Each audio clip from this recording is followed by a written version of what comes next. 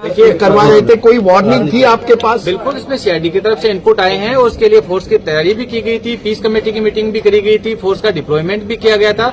लेकिन चूंकि यात्रा का रूट बहुत लंबा था और इमीडिएट प्लेयर अब एक दो जगह बिल्डअप हो गया, उसके बाद में हम लोगों को फोर्स के मूवमेंट में थोड़ी समस्या आई, लेकिन तुरंत ही एडीजीपी लॉ एंड ऑर्डर मौके पे पहुंच गई थी और उन्होंने सिचुएशन को कंट्रोल भी किया है।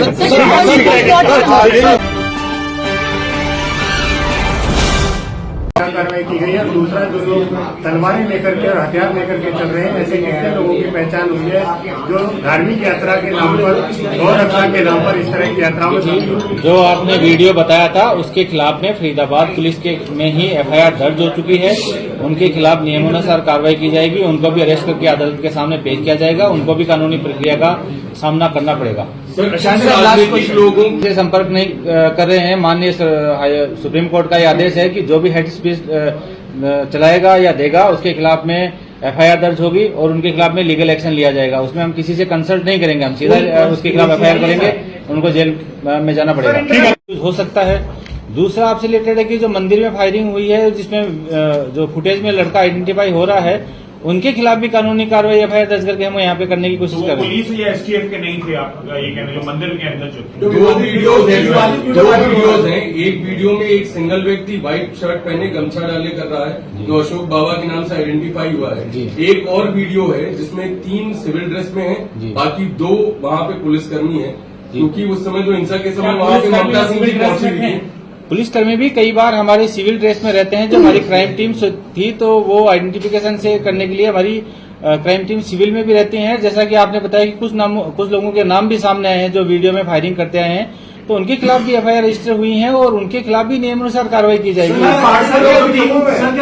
ड्रोन देख रहे, पहाड़ियों में लोग छुपे हुए कभी भी ड्रोन से सर्विलांस किया जा रहा है। पहाड़ी देखिए, पहाड़ी से ड्रोन से किया जा रहा है, पहाड़ियों के अंदर फूड पेट्रोलिंग से भी सर्च ऑपरेशन किया जा रहा है, और जहां भी जितने भी गांव में रिसेंटली जो वेपन्स हैं, जिन गांवों के लड़के ज्यादा इकट्ठे हुए थे, उनका हम लोगों ने एनालिसिस किया है। जहां पे वेपन्स किसी ने हथियार अपने लाइसेंसी वेपन पे भी अभी रिसेंटली खरीदे हैं, तो उन लोगों को भी हम बुलाकर वेरीफाई कर रहे हैं कि आपके अगर कोई असला यूज हुआ है तो वो कहाँ पे हुआ है।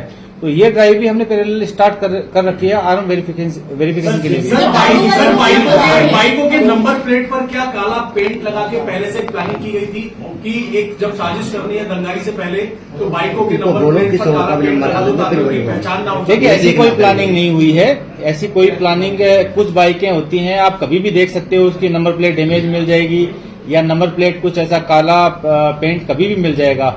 न सिर्फ इस वायलेंस के अंदर, आप नॉर्मल भी किसी बाइक को चेक कर रहे हो तो जो वायलेंस के अंदर जो बाइक्स का प्रयोग हुआ है उनमें से कुछ बाइकें रिकवर भी हुई हैं। पहाड़ी से क्या कुछ लोगों को पकड़ा भी गया है सर? बिल्कुल, पहाड़ी से भी अरेस्ट हुए हैं।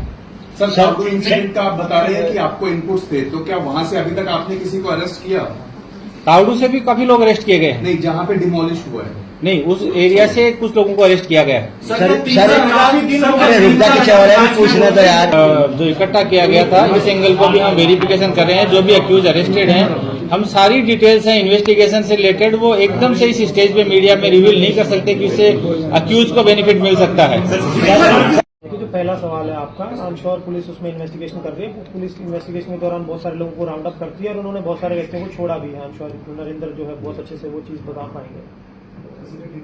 तो कुछ लोगों को जैसे हमने इनपुट आया था और लोकल लोगों ने पकड़ा करने के बाद में वेरीफाई भी किया है कि अगर जो लोग इन्वॉल्व नहीं थे, जिनको डिटेन किया गया है, उनसे प्रॉपर क्वेश्चन की गई है, उनका डेटा एनालिसिस किया गया है और जो निर्दोष थे उनको छोड़ भी दिया गया है।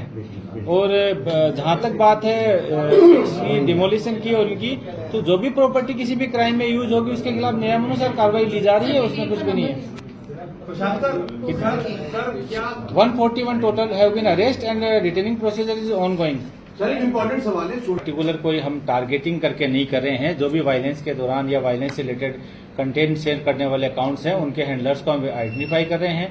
उन सोशल मीडिया कंपनीज को भी हम लीगली लिख रहे हैं कि उन अकाउंट्स को ब्लॉक किया जाए। काफी अकाउंट्स जिला स्तर पे भी ब्लॉक किए गए हैं। हमारी जो सीआईडी की टीम है, उन अकाउंट्स को आइडेंटिफाई करने के लिए सीआईडी हेडक्वार्टर से भी ब्लॉक करने की जो कार्रवाई है वो लगातार जारी है। प्रेस वार्ता में स्वागत है।